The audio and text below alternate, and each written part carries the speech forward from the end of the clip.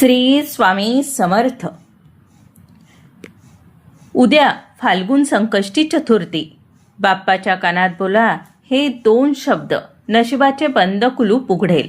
कितीही कठीण इच्छा पूर्ण होईल. गरिबी दारिद्र्य संपेल. नमस्कार मित्रांनो, आज मी तुमच्यासमोर एक असं सत्य घेऊन आले आहे जे ऐकल्यावर तुमच्या अंगावर शहारा येईल. उद्या आहे फाल्गुन संकष्टी चतुर्थी. आपण अनेकदा उपवास करतो, पूजा करतो, पण तरीही मनातील इच्छा का पूर्ण होत नाही? का आपल्या घरातील गरिबी जात नाही? का मुलांच्या प्रगतीत अडथळे येतात? कारण आपल्याला बाप्पाला साकडं घालण्याची ती गुप्त पद्धत माहीत नाही. उद्याच्या चतुर्थीला एक असा दुर्मिळ योग जुळून आलेला आहे जो कित्येक वर्षांनी येतो. आजच्या या व्हिडिओमध्ये मी तुम्हाला असे 10 उपाय सांगणार आहे जे तुमच्या आयुष्याचं सोनं करतील. आणि सर्वात महत्त्वाचे म्हणजे बाप्पाच्या कानात बोलायचे ते 2 रहस्यमय शब्द कोणते आहे ज्याने तुमची कितीही कठीण इच्छा पूर्ण होईल. हे मी व्हिडिओच्या मध्यभागी सांगणार आहे, त्यामुळे एकही सेकंद मिस करू नका. व्हिडिओ सुरू करण्यापूर्वी कमेंट बॉक्समध्ये श्री स्वामी समर्थ, ओम गंग गणपतये नमः आणि ओम नमो भगवते वासुदेवाय लिहायला विसरू नका. तुमची एक कमेंट बाप्पाचा आशीर्वाद तुमच्या घरी घेऊन येईल. माहिती आवडली तर चॅनलला नक्की लाईक करा, शेअर करा आणि सबस्क्राईब करा. संकष्टी चतुर्थीचं मुहूर्त सांगते, ऐका. 6 मार्च 2026. सख्यांनो, उद्या 6 मार्च 2026 शुक्रवार आहे. संकष्टी चतुर्थीचा चंद्रोदय हा आपल्यासाठी अत्यंत महत्त्वाचा असतो. चतुर्थी तिथी प्रारंभ 5 मार्च 2026 रोजी रात्री 10:30 पासून. चतुर्थी तिथी समाप्ती 6 मार्च 2026 रोजी रात्री उशिरा. चंद्रोदय वेळ 6 मार्च रात्री 9:15 ते 9:30 च्या दरम्यान. उद्याचा उपवास हा पूर्ण दिवस पाळून रात्री चंद्रदर्शनानंतरच सोडावा.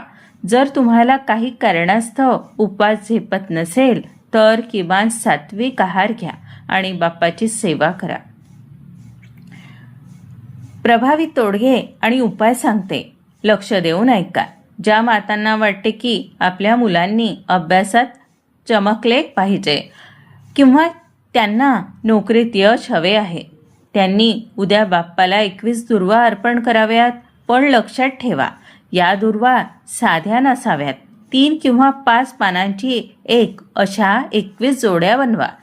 त्या जोड्यांना लाल धाग्याने बांधा आणि त्यावर थोडा शेंदूर लावा. ओम गंग गणपतये नमः म्हणत या दुर्वा बाप्पांच्या डोक्यावर अर्पण करा. बुद्धीची देवता बाप्पा, तुमच्या मुलांचे नशीब नक्कीच उजळेल. पैसा येतो पण टिकत नाही. मग उद्या बाप्पांच्या चरणी 1.25 मीटर पिवळ्या रंगाचे सुती कापड ठेवा.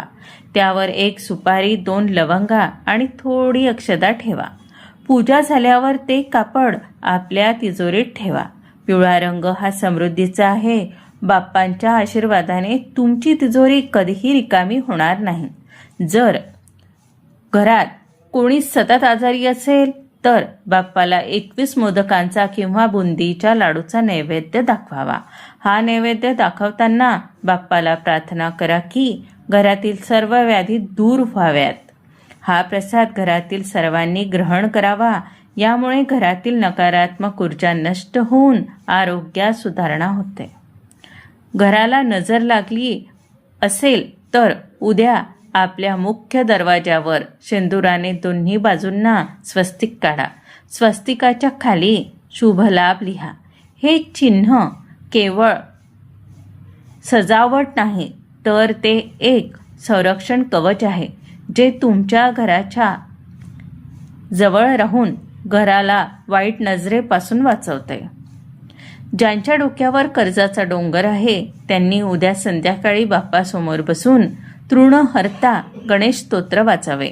जर तुम्हाला वाचता येत नसेल तर मोबाईलवर लावून ते शांतपणे ऐका. हे स्तोत्र कर्जातून मुक्ती मिळवण्यासाठी रामबाण उपाय मानले जातात. लग्नाचे वय उलटून चालले आहे, मग उद्या बाप्पाला 5 आखीव हळकुंडे अर्पण करा. ही हळद अर्पण करताना ओम विघ्नेश्वराय नमः या मंत्राचा जप करा. बाप्पाच्या कृपेने विवाह कार्यातील सर्व अडथळे दूर होऊन मंगल कार्य लवकर पार पडते. मित्रांनो, उपाय तर मी तुम्हाला सांगितलेच, पण हे उपाय करताना मनात भाव कसा असावा यासाठी एक छोटीशी पण डोळ्यात पाणी आणणारी सत्यकथा सांगते. नीट ऐका. एका छोट्याशा गावात एक मध्यमवर्गीय कुटुंब राहत होतं. घराची परिस्थिती बेताचीच होती. त्या माऊलीचा म्हणजेच घराच्या लक्ष्मीचा बाप्पावर खूप विश्वास होता. तिचा एकुलता एक मुलगा खूप हुशार होता, पण अचानक त्याला एका गंभीर आजाराने ग्रासलं. डॉक्टरांनी हात टेकले होते.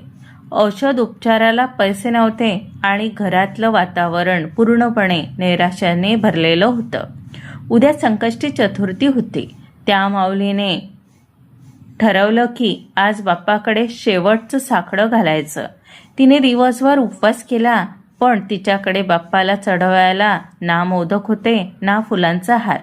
तिने फक्त बागेतून एक साधं लाल जास्वंदाचं फूल तोडलं आणि बाप्पाच्या चरणी ठेवलं. रात्री चंद्रोदय झाला.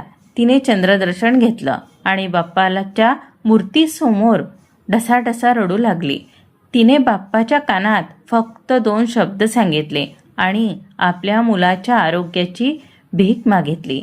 तिने म्हटलं, बाप्पा, तू तर विघ्नहर्ता आहेस ना, मग माझ्या लेकाचं विघ्न का दूर करीत नाहीस? तिने पूर्ण श्रद्धेने तो गुप्त मंत्र उच्चारला, जो मी तुम्हाला थोड्याच वेळात सांगणार आहे. आणि मित्रांनो, विश्वास ठेवा, दुसऱ्याच दिवशी सकाळी चमत्कार झाला. त्या मुलाच्या प्रकृतीत अचानक सुधारणा होऊ लागली. तो मुलगा डोळे उघडत नव्हता. तो आईला हाक मारू लागला. डॉक्टरांनी त्याला मिरॅकल म्हणजे चमत्कार म्हटलं, पण त्या माऊलीला माहीत होतं हा चमत्कार डॉक्टरांचा नाही, तर तिच्या बाप्पाचा आणि तिच्या अढळ विश्वासाचा होता. म्हणून मी सांगते, तुमच्याकडे बाप्पाला द्यायला सोनं चांदीचे दागिने नसले तरी चालतील, पण तुमच्या डोळ्यातलं पाणी आणि मनातला विश्वास बाप्पाला नक्कीच पावतो. तो रांजल्या गांजल्यांचा कैवारी आहे. सख्यांनो, ही कथा सांगण्याचं कारण एकच की उद्या जेव्हा तुम्ही हे उपाय कराल तेव्हा त्या माऊलीसारखा विश्वास मनात ठेवा. आता तुम्ही विचार करत असाल की त्या माऊलीने बाप्पाच्या कानात असे कोणते 2 शब्द सांगितले होते? चला तर मग जाणून घेऊया ते 2 रहस्यमय शब्द. आता वेळ आली आहे त्या सर्वात मोठ्या रहस्याची, ज्यासाठी तुम्ही हा व्हिडिओ बघत आहात. पुराणात आणि जुन्या जाणकारांनी सांगितल्याप्रमाणे संकष्टी चतुर्थीच्या रात्री जेव्हा तुम्ही बाप्पाची आरती करता तेव्हा एक गोष्ट करा. बाप्पाच्या उजव्या कानात हळूच आपली इच्छा सांगा आणि त्यानंतर फक्त 2 शब्द बोला. ते 2 शब्द आहेत ओम सिद्धी. हो सख्यांनो, सिद्धी ही बाप्पाची पत्नी आहे. जेव्हा तुम्ही बाप्पाला सिद्धी या नावाने साकडं घालता तेव्हा बाप्पा ती इच्छा सिद्ध करण्यासाठी बांधील होतो. हे शब्द बोलताना तुमचा विश्वास पक्का असावा. तुमच्या डोळ्यात पाणी आणि मनात श्रद्धा असेल तर तुमची कितीही कठीण इच्छा येत्या 21 दिवसात पूर्ण झालेली तुम्हाला दिसेल. हा अनुभव मी स्वतः घेतला आहे, म्हणूनच आज तुम्हाला सांगते. सख्यांनो, हे उपाय करताना मनात कोणाबद्दलही वाईट विचार ठेवू नका. बाप्पा हा प्रेमळ आहे. तो तुमच्या श्रद्धेचा भुकेला आहे. उद्याची ही चतुर्थी तुमच्या आणि तुमच्या कुटुंबाच्या आयुष्यात सुख, समृद्धी आणि आनंद घेऊन येऊ, हीच चरणी प्रार्थना. हा व्हिडिओ तुम्हाला कसा वाटला हे कमेंटमध्ये नक्की नक्की सांगा. तुमच्या एका लाईकमुळे मला प्रोत्साहन मिळेल. हा व्हिडिओ आपल्या सर्व मित्रमैत्रिणींना शेअर करा आणि अशाच माहितीपूर्ण व्हिडिओसाठी चॅनलला सबस्क्राईब करायला विसरू नका. कमेंटमध्ये श्री स्वामी समर्थ, गंगणपतये नमः आणि ओम नमो भगवते वासुदेवाय नक्की लिहा. चला तर मग भेटूया पुढच्या व्हिडिओमध्ये. तोपर्यंत स्वतःची काळजी घ्या. धन्यवाद. गणपती बाप्पा मोरया, मंगलमूर्ती मोरया.